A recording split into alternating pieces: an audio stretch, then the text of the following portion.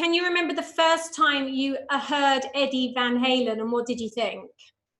I can remember the first time. I think it was either Gary Moore or Don Airy who said, "Have you heard this guy?" And I said, "I've heard about him." And they said, "No, you don't just hear about him. You have to hear him play." And I just thought it was astonishing. And to me, Eddie Van Halen is the guy in the 80s that Eric Clapton was in the 60s with the Bluesbreaker album, because he changed the whole genre of young players and made them want to play a certain way. I don't play that way because I come from the older school, but there's a whole bunch of, plethora of new players because they play guitar because of Eddie Van Halen. But he's a wonderful guitar player.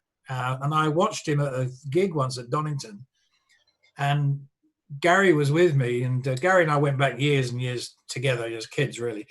And I said, "Have you ever seen him play live?" And he said, "No, not really." I said, "He's really good." And he went, "Yeah." And Gary knew how good he was. You know what I mean? He wasn't a bad player, Gary. And we stood on the side of the stage, and Eddie was really off the scale. And Gary's face was just dropping. And I said, "It's good, isn't it?" And he said, "I had no idea." He said, that's how good it was. It was fantastic. But he's a great player, he's an innovator. He made people play a certain way, the way that Jeff Beck and Jimi Hendrix did from my generation. So I'll always have time for people like that.